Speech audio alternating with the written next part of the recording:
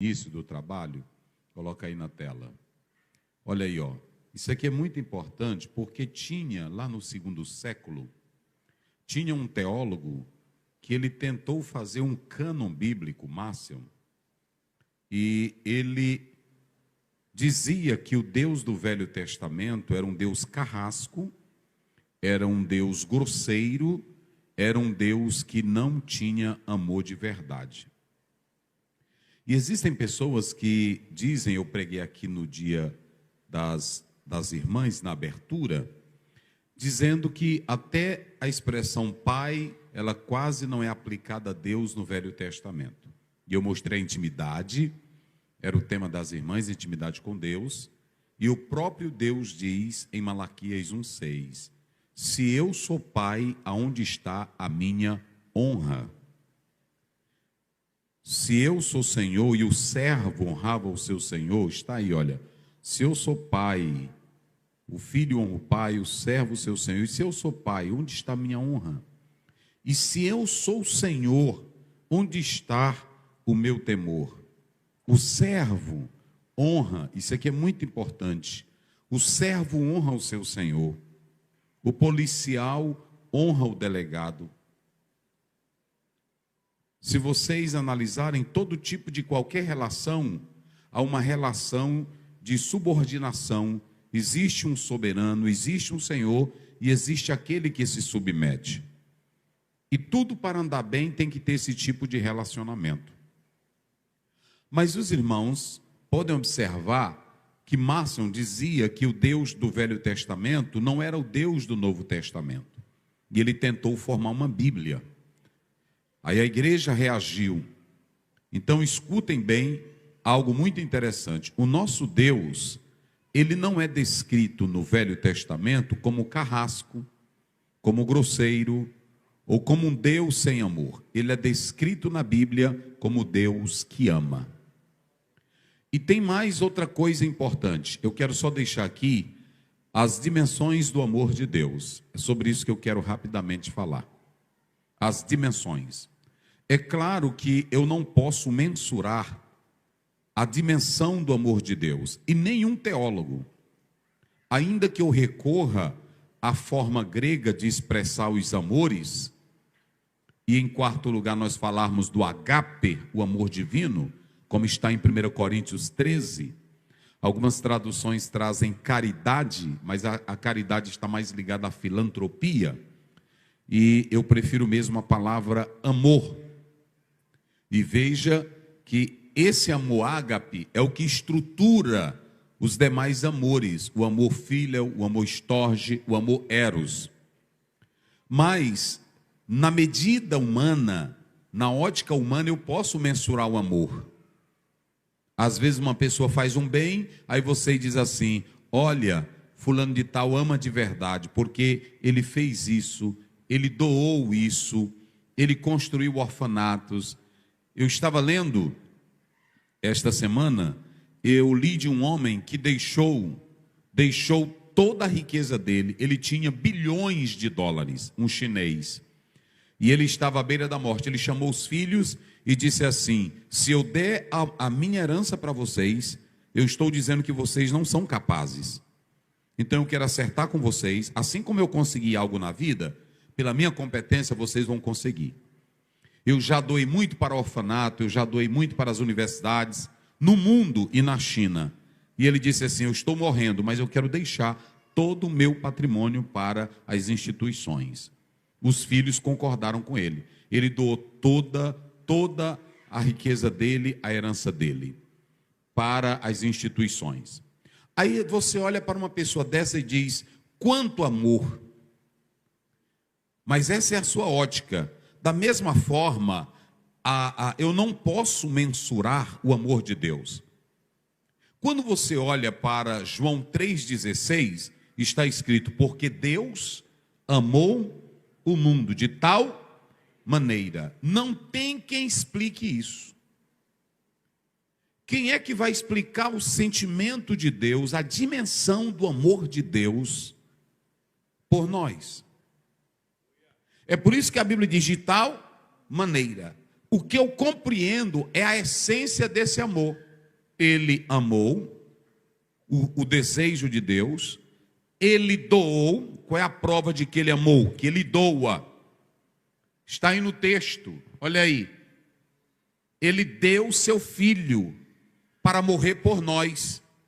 Você tem aqui nesse texto o amor de Deus pelo mundo todo. Você tem a prova desse amor, ele dá, e você tem um resultado desse amor.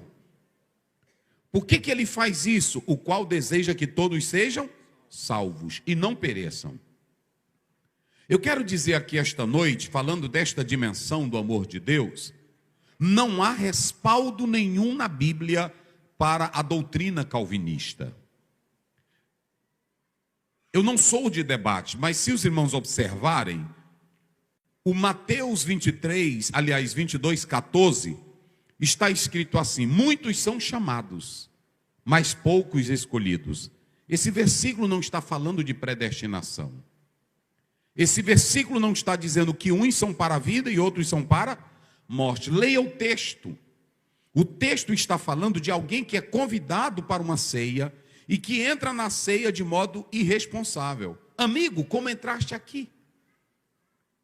Sem as vestes nupciais. Esse texto, ele está dizendo o seguinte: todos podem receber o convite, mas simplesmente dizer que é um convidado e não viver à luz do convite, não adianta. O Senhor está chamando a cada um para viver o convite do Evangelho, não de aparência, mas de verdade. Tem muitas pessoas que vêm para a igreja, escutam o chamado, ouve o convite e vem, mas não faz jus àquele convite. Quando ele entra, ele diz: como você entrou aqui? Sem a legalidade. Porque não há em Deus, escutem bem, em Gênesis 1:26, como é que Deus faz o homem à sua imagem e à sua semelhança? E o mesmo Deus que faz o homem à sua imagem, à sua semelhança, ele joga ele para o inferno. Incabível. Ilógico. Quando você pega outra coisa, quando você pega Romanos capítulo 9, do verso 9, do capítulo 9 até o capítulo 11, aí você lê aqueles textos que são lindos, que aí o próprio apóstolo São Paulo diz: amei Jacó e aborreci a Esaú. Mas quem foi que disse que aquele texto está tratando de salvação? O texto está falando da eleição de Israel para uma missão específica. E dentro da eleição, ele ia escolhendo um para que viesse a semente do Messias. Aí a bênção cai sobre Jacó. Mas o texto não está falando de salvação. O texto está falando da eleição de Israel para uma missão na terra. Fora do contexto, citar Romanos 9, Mateus 22. Agora, aonde é que você vê a dimensão do amor de Deus? Volta lá para o versículo de Deuteronômio.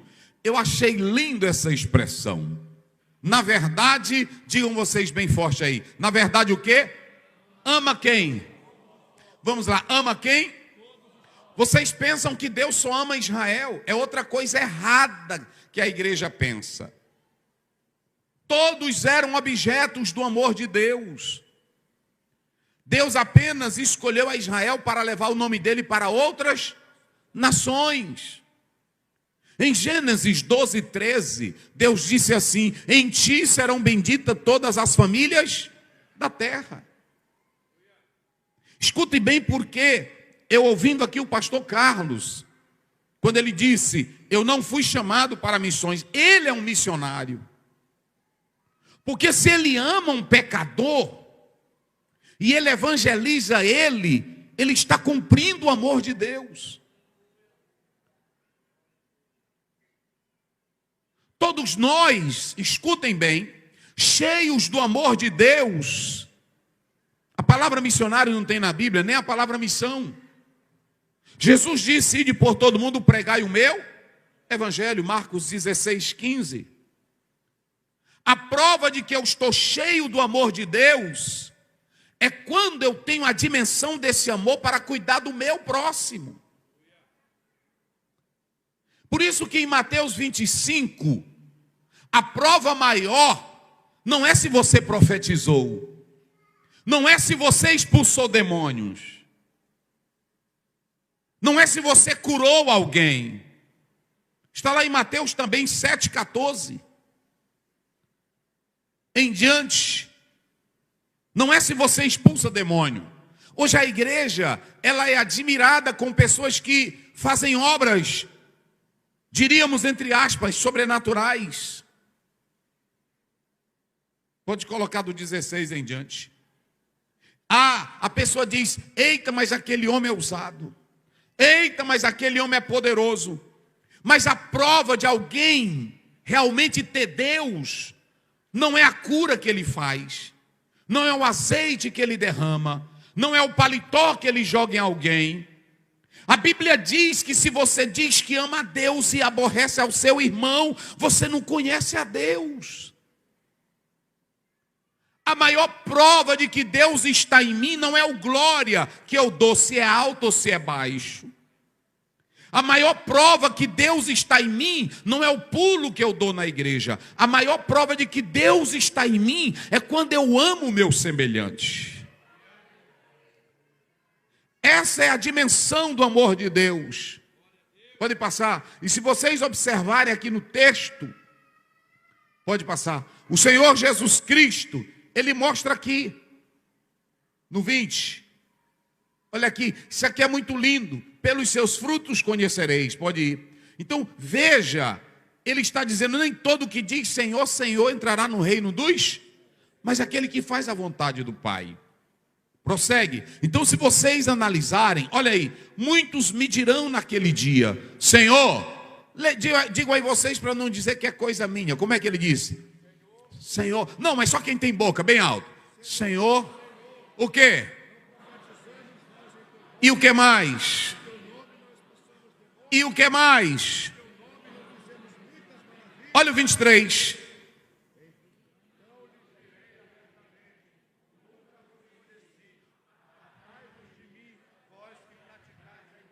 Então veja, profetizar, fazer obras sobrenaturais, curar, expulsar demônios, não é sinal de que Deus está com você. A maior prova, em Deuteronômio, a Bíblia diz: Deus ama os povos. Essa expressão, no hebraico, amar, abraçar, querer bem, cuidar, essa expressão mostra a essência de Deus. Em João 4,8, o que a Bíblia diz? 1 João 4,8. Está claro na palavra de Deus quem é Deus. Olha aí a palavra de Deus: aquele que não ama, não conhece a Deus, porque Deus é o quê? É amor. É impossível você viver a essência do amor de Deus odiando o seu irmão. É impossível você viver a essência do amor de Deus e não querer falar de Jesus para alguém. Esse teu evangelho, que é o evangelho do egoísmo, é o evangelho só das quatro paredes. É o evangelho da intelectualidade teológica, bíblica, de citar autores. Mas não tem a dimensão do cuidar. Não tem a dimensão do buscar. Não tem a dimensão do chorar. Quando você lê Atos 20, Paulo diz: desde o dia, está lá do verso 17 de Atos: vocês sabem como eu me portei desde o dia em que entrei aqui na Ásia.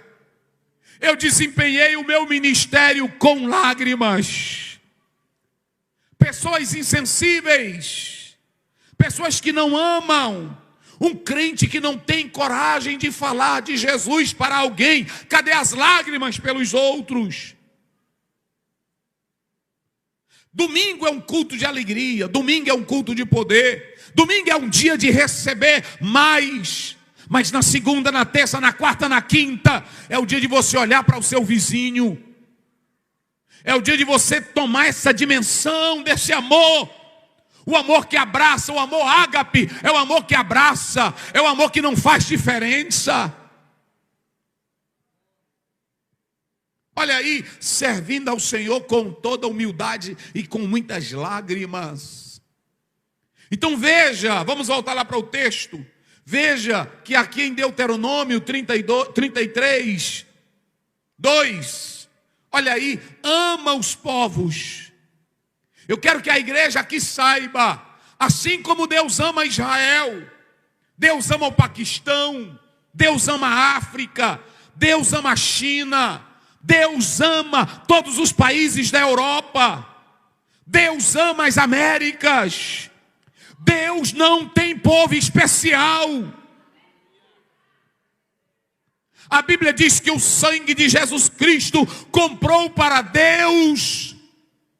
Está em Apocalipse 5:9. Ele comprou para Deus gente de toda raça, tribo, língua, povos e nações.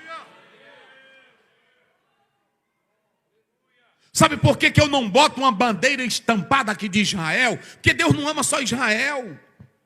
Deus tem um plano com Israel. Mas assim como Deus ama Israel, Deus ama a África. Assim como Deus ama Israel, Deus ama o Brasil. Não existe um povo na terra, não existe um homem na terra, não existe uma pessoa na terra que Deus não ame. Aleluia. Ele ama os povos. E por amar os povos foi que ele disse em Mateus 28:19, fazei discípulo de onde?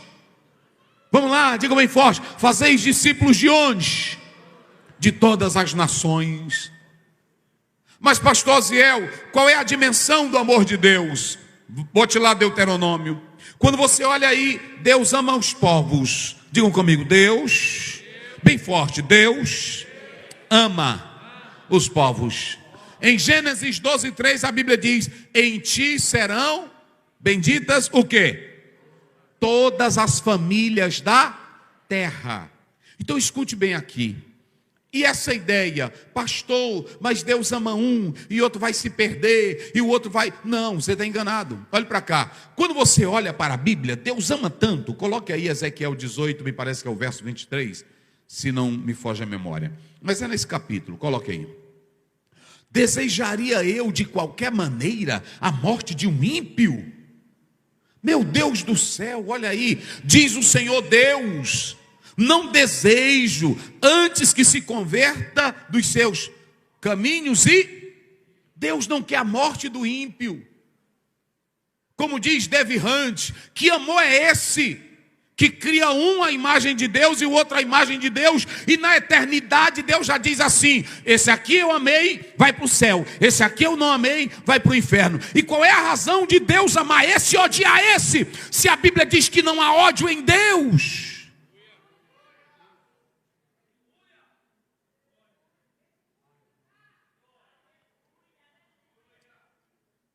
A dimensão do amor de Deus, ela é tão grande, gente. Ela é tão imensa que Romanos 5:8 diz, mas Deus dá prova do seu amor, em que Cristo morreu por nós. Vocês sabiam? Tem crente que entra aqui, aí diz, eu entrei no culto hoje, eu não senti nada. E o grande amor que Jesus já teve por ti. Ah, eu queria estar na igreja, mas eu senti o pregador foi tão frio, eu queria algo de Deus, e Deus vai te dar mais o que depois do amor dele?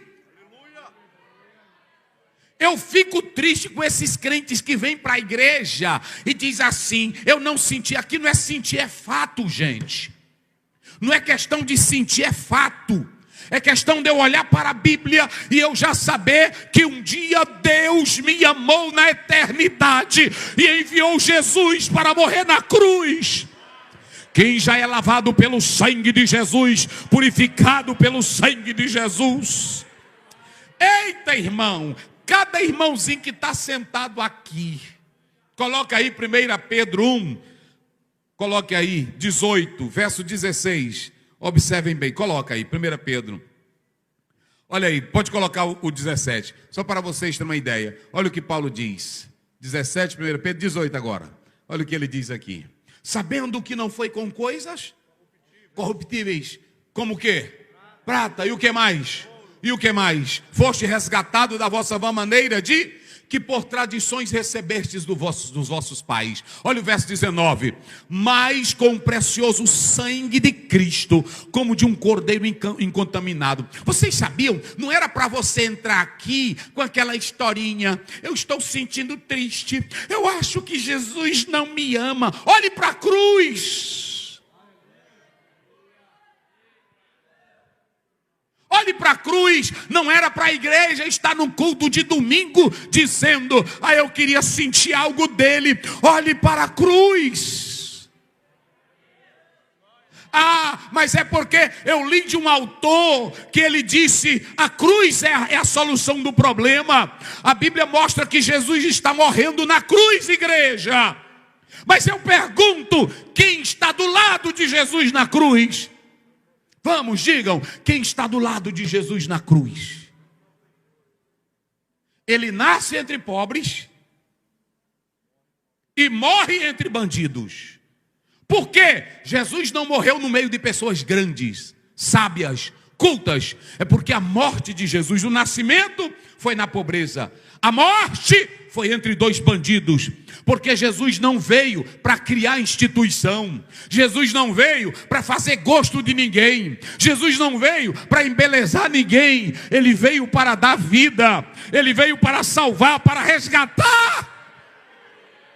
Eu fico tão triste hoje, líderes brigando por placa de igrejas, líderes brigando por convenções. A minha convenção é maior, tu não toma daqui. Aí Jesus está na cruz do Calvário, um bandido olha para Jesus e diz, Senhor, irmãos, eu li um autor sobre família. Ele disse que a Bíblia não fala quem era a mãe de Barrabás. A Bíblia não fala quem era a mãe daquele bandido na cruz. Mas escutem bem uma coisa. A cruz é o lugar da solução de tudo. Na cruz o pior bandido recebe o céu quando se arrepende. Na cruz, a família mais desgraçada, imagine quantos, esse autor dizia, imagine quantos crimes aquele ladrão não fez, imagine quanta vergonha para o pai, para a mãe, para os amigos, para a cidade. Quando morre uma pessoa, quando morre um bandido, tem crente na igreja que diz assim, bem feito, merecia aquela desgraça, ladrão, bandido, oh desgraça. Deram quanto tiro? 10. Não, foi pouco. Que crente é você? Que amor você tem? Nós somos tão cheios de amor que quando alguém peca, nós gostamos de esculhambar e de falar do pecado dele.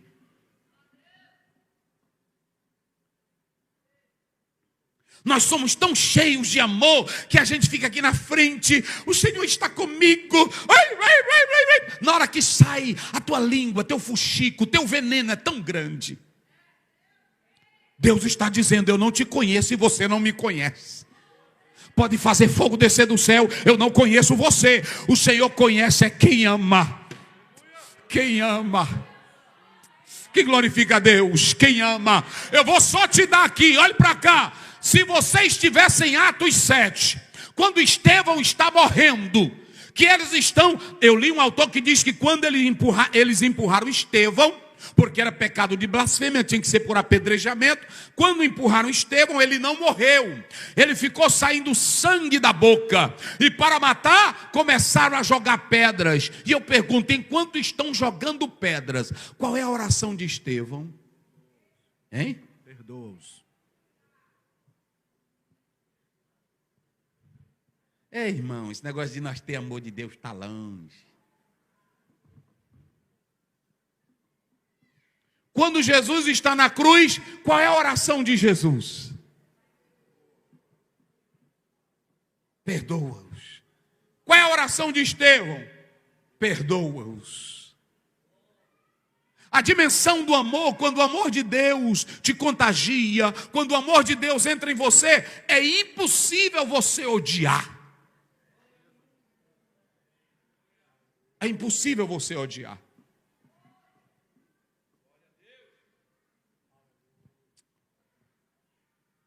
Qual é a dimensão, pastor, do amor de Deus, pastor Zé? Coloque lá. Na verdade, Deus ama os povos. Irmão, se você pegar a Bíblia, só tem... Olha, eu vou mostrar o que é a dimensão. Como é que esse Deus vai ter felicidade? Aí alguém diz, ele é soberano, é o decreto dele. Como é que Deus vai ter o prazer de mandar a imagem dele, a semelhança dele para o inferno? Se a minha Bíblia diz que só tem uma coisa que alegra os céus, só tem uma coisa que alegra os céus, o que é?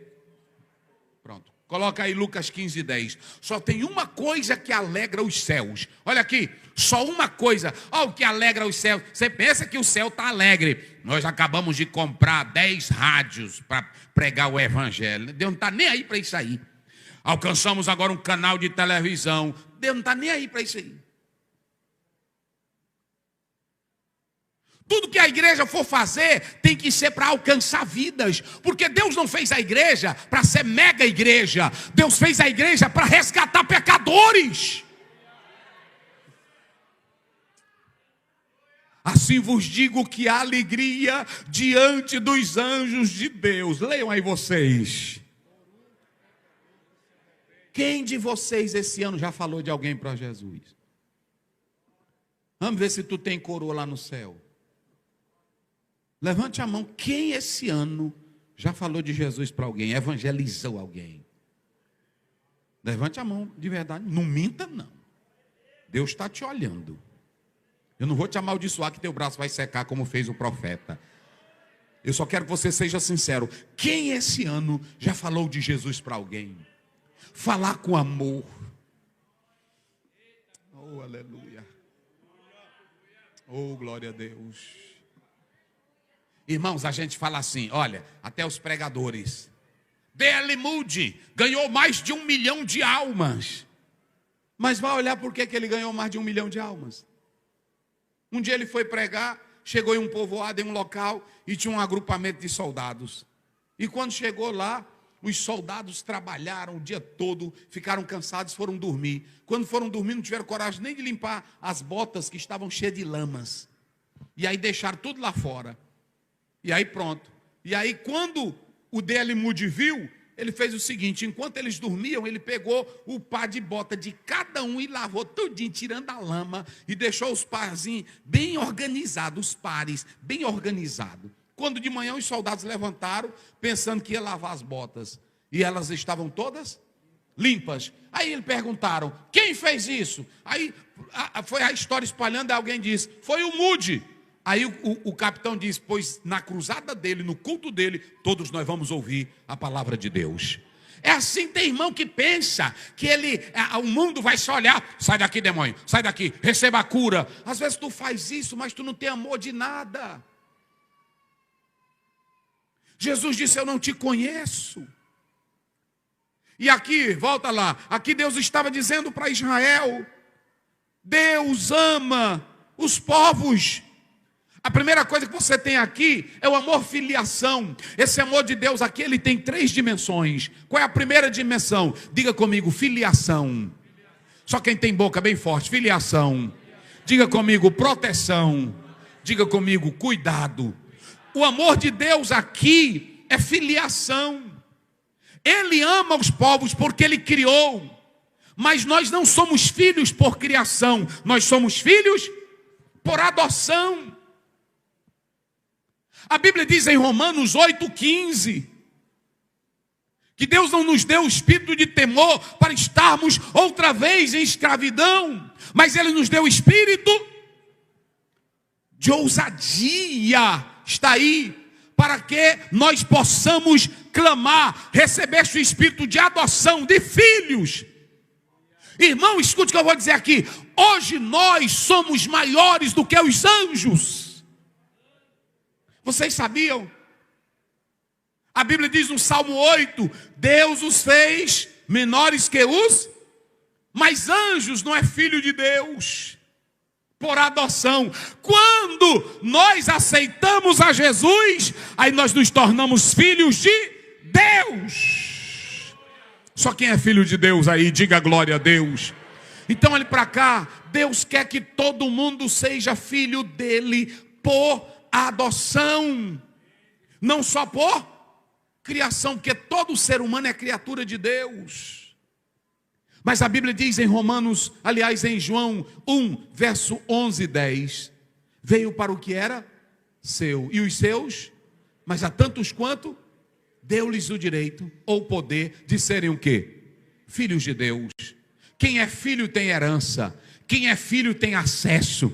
Você sabia que como filho de Deus, você pode entrar na presença de Deus a hora que você quiser. Não precisa pedir licença para o pastor Ziel, nem para o Papa, nem para o padre, nem para o pastor presidente. Hebreus 10, 19. Ele abriu o novo e vivo caminho. Você pode entrar a hora que você quiser.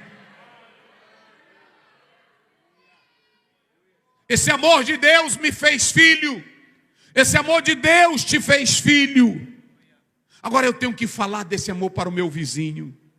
Eu tenho que falar desse amor para a minha vizinha. Está trabalhando lá no escritório, fale desse amor. Está no consultório, fale deste amor. Está no trabalho, fale deste amor. Está no banco, fale deste amor. É professor, fale deste amor. Desse grande amor. Desse grande amor que não tem medida. Não há ninguém no mundo que possa mensurar o amor de Deus.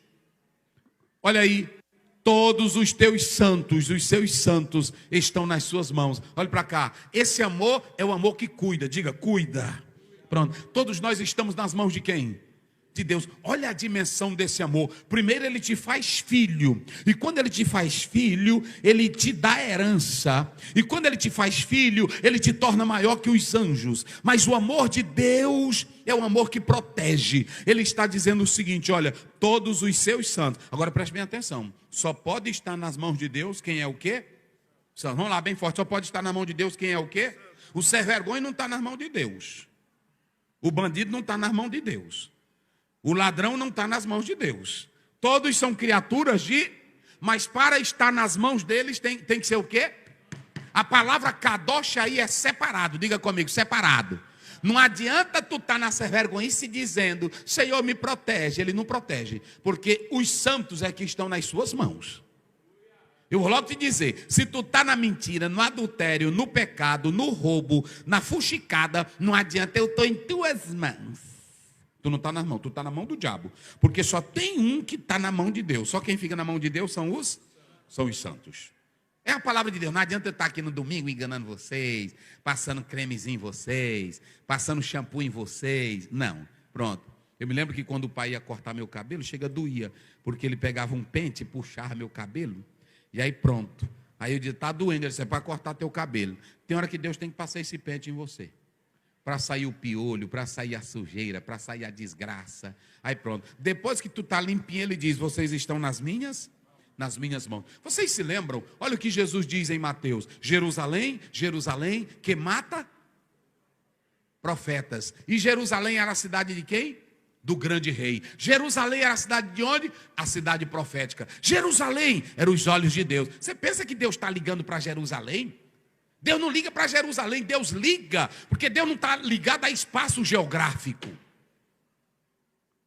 Tem irmão que diz assim, eu fui lá na Terra Santa, quando eu cheguei lá, eu senti um tremor. Tu não sentiu, foi nada. Porque Deus não está num pedaço de barro, Deus está no coração. Eu tive um amigo que ele até morreu, mas ele mentiu tanto, que ele disse que quando foi subindo a via dolorosa, ele sentiu o peso da cruz. Eu disse, a mentira doida desse homem. Sentiu o peso da cruz na via dolorosa. Coisa da mente dele. E aí ele sentiu tanto peso que estava em adultério quando morreu. Deixa eu dizer uma coisa para você. Quando você sabe que Deus te ama e você se coloca como santo na mão dele, ele cuida de você. Vocês se lembram que eu citei 1 Pedro? Agora coloca aí na tela. Olha o que Deus, verso 15. Aí a pessoa diz assim, eu sou Eu tenho mais valor do que uma prata, não foi assim? Mais do que o ouro. Agora, olha lá, 1 Pedro 1,15, coloca aí na tela. Vamos lá. Mas como é o quê? Santo, aquele que vos... ele ama os povos, mas ele chama. E quando ele chama, ele quer os santos em suas... Mas sede santos, olha aí. Mas como é santo aquele que vos chamou, sede vós também santo. Como igreja? Leia bem alto aí. Como igreja, em toda maneira de viver. E se você tiver um AVC hoje à noite? Olha para mim aqui. Se você tiver um AVC hoje à noite, e se o teu coração parar, uma irmã contou para minha esposa, ela estava, mas o filho, o marido estava tomando café, e de repente o filho parou, e ela falou, filho, e ele já estava morto. E você se estiver assim? É por isso que a Bíblia diz que tem que ser santo em toda maneira de... Porque a qualquer momento você pode pifar. A bateria pode falhar. Então a primeira dimensão do amor de Deus é que Ele nos dá o direito à filiação. Mas a segunda dimensão é que Ele nos quer santos. E por isso que eu tenho que pregar, porque os pecadores não arrependidos não terão direito à entrada nos céus. Só os santos. E eu vou finalizar nesse texto aí, dizendo o seguinte: olha aí, entre os teus pés, e cada um receberá das tuas palavras. Escutem bem aqui agora, olha. Postos serão no meio, entre os teus pés, e cada um receberá das tuas palavras. Tem uma outra tradução melhor. Sabe o que acontece? Quando você se prostra, tem uma que é prostrar. Coloca aí, vê se tu consegue. Eu quero finalizar dizendo isso aqui. Olha aí. Na verdade, amas os povos, todos os teus santos estão sob a tua proteção. Aí eles se prostam. Irmãos, olhem para cá.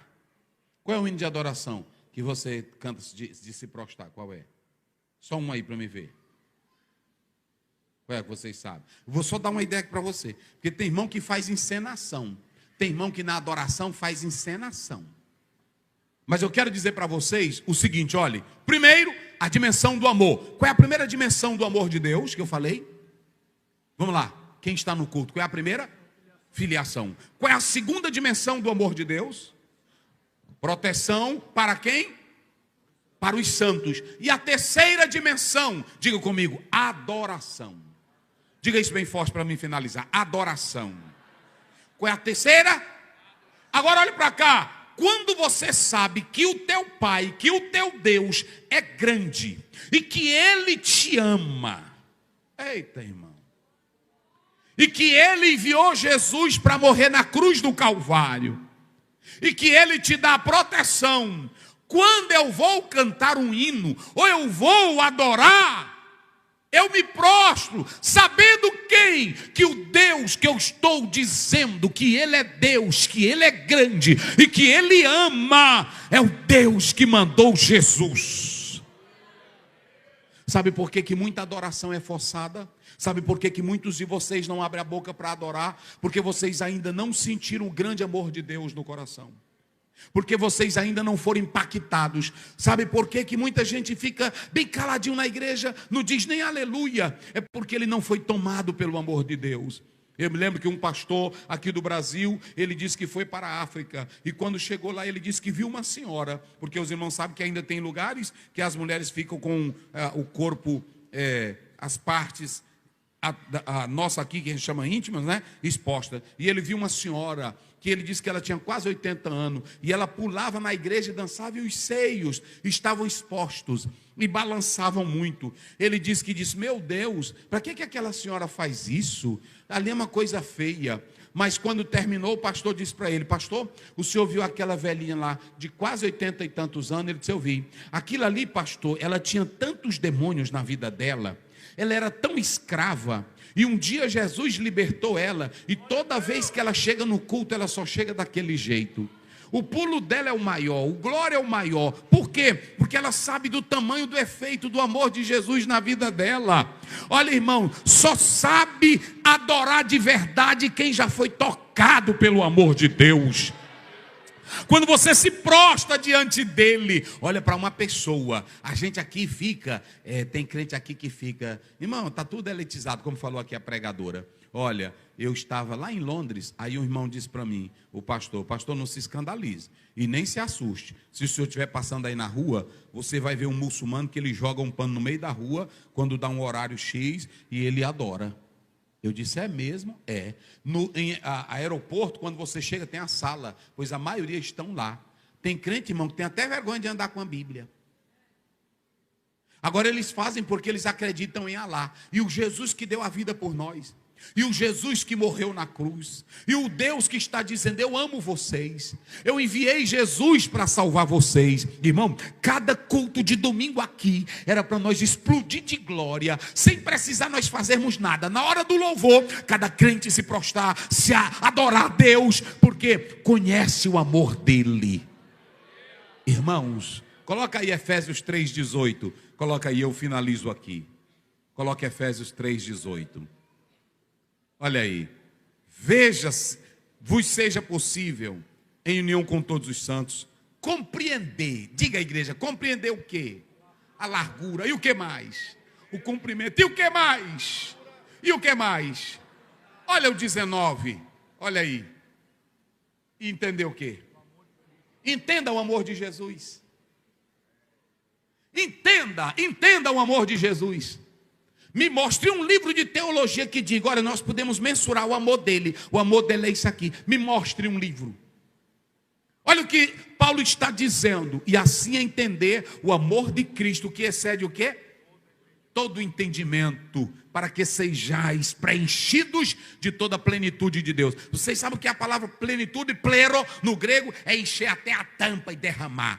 Tem crente, irmão, que está na igreja, ele não tem água só na beiradinha não, é até a tampa e até derramar. Eu gosto de ser cheio e até derramar, é assim.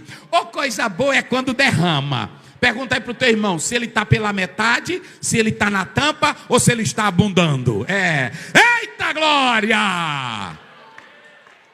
É bom ser crente até a tampa e deixar derramar. Deixa derramar glória, deixa derramar amor, deixa derramar poder, deixa derramar vitória. Oh, aleluia. Oh, irmão, depois que esse crente chegou aqui no bairro, é só bênção. É assim ou não é? Rapaz, depois que esse irmão chegou aqui na empresa, eita pastor, ele tem umas orações, não é assim? Um dia eu estava aí com medo, mas ele chegou aqui, orou, é desse jeito. É assim, crente, irmão, que tem bênção. Vocês se lembram? Me parece que é Números, eu não estou bem lembrado, mas me parece que é Números capítulo 11. O Moisés diz para Obabe, Obabe, vem conosco, porque tu conhece todos os caminhos. E Deus nos fazendo bem, nós também vamos fazer bem para ti. Irmão, tem crente que ele faz tão bem a obra de Deus, que aí chega a bênção para nós e para ele. É assim ou não é? Pronto, olha para cá. Em Atos 27, estava cheio de bandidos, 276 pessoas, não é isso? E aí a Bíblia diz, por causa de Paulo, nenhum morreu. Tem crente, irmão, que é uma bênção. É assim. Pronto, quando eu já preguei aqui para vocês, que quando eu entrei no avião, que aí eu disse que era pastor, aí a mulher disse, não, tem um pastor aqui. Aí pronto. Ela disse, talvez não morre hoje não, porque ele está aqui tranquilo. Mas só Deus sabia como é que eu estava. O importante é você ser bênção onde você está. Olha, deixa derramar. A Bíblia diz em 1 Coríntios 15:58, meus irmãos, sede firmes e o que mais? Sempre abundando. Irmão, quando Deus dá bênção, Ele dá bênção, irmão. Vou finalizar com isso aqui. Não pense que Deus te dá bênção, teu irmão que vai dar as coisas para Deus. É minguando, é coisa. Até o glória a Deus dele, o cantar dele. É um negocinho meio amarrado. Coloca aí Lucas 6:38, só para os irmãos observarem como é bênção de Deus. E olha como é que Deus quer que você seja. Olha aí, dai sempre e recebereis sobre o vosso colo uma boa medida. Como é que Deus faz primeiro? A boa medida, calcada, depois. Olha, Deus quando te dá, Ele faz o seguinte, olha, bota para cá, eu vou dar. Aí Ele pega e bota. Aí para botar mais bênção, Ele manda alguém pular, soca aí enche. Não, aqui não dá mais não. Sacode para ter mais bênção. Não dá mais. Aí ele diz, pô, deixa até transbordar. Eita glória, cadê os crentes transbordantes aí? Só cadê? Eita glória. Irmãos, imagine se Deus olhasse com um amor eletivo.